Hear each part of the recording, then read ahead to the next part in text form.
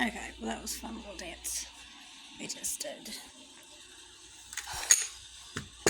Let me go ahead and finish my part 2 of the message I started yesterday because I kind of got sidetracked. But what I was saying about like a fine line, it's not even a fucking fine line, bro. It's a pretty distinct line that you should know as a parent, as an elder, as somebody that is a caregiver, somebody that is supposed to be looking out for the best interest of a child. I guess when I dance, my energy is just like really, brightened. I don't really know how else to describe it, but my energy's roaring right now. But long story short, let me tell you a little story about a child, about this little girl that was in a situation where she wasn't able to get the things that were a necessity to cultivate a child's growth, okay? Whether that be in the physical aspect, the mental aspect, the emotional aspect. Well, it don't fucking matter, man. This little girl, she was lacking a lot of that, okay? And this little girl, she couldn't quite understand why, right?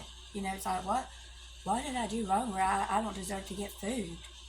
What did I do wrong that I don't deserve to get a hug goodnight tucked in? What did I deserve or do to deserve to get completely ignored, brushed off, dismissed?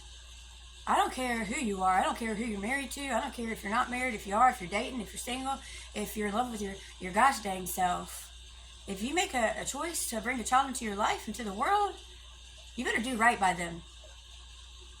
And there are some situations where it's like you do the best that you can, and I can understand that, You can't always be around 24/7 to see what's going on behind closed doors, but if you have knowledge of it, especially if it's done in front of your freaking face, and you sit there, and because you don't want to deal with it, or because you just want to play peacekeeper, or you just don't think anything's wrong with it, I don't care.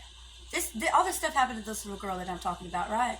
Her grandmama and her granddaddy, they got wind of it, right? They get this Tupperware, those big Tupperware containers that you use when you're moving, okay? Those big, what are they called, totes? They filled it to the brim with food, with snacks, with fruits, with vegetables. And they put it in said little girl's room. And they looked at said parent, said step-parent, said responsible party, said, I dare you to touch that tote of food. That is hers. It goes in her room. You don't touch it. A child deserves to eat. How dare you use food as leverage for a child? What the fuck is wrong with you, bro? Yeah, pretty much. My granddad didn't use those words, because he didn't talk like that. That's me. Full on Amy Lynn right there. But yeah, that story I wanted to share. So if you can relate to this story, if you feel any type of sting from this story, or if you feel like, damn, this little bitch done called me out online about it, I suggest you start acting accordingly and start treating this said little girl, said little boy, said little whoever a little bit better, okay? Because I'm going to tell you one thing, it ain't going to be tolerated, and that's not a threat from me. That's just a all-knowing, do better. You know better, do better. Okay, pumpkin?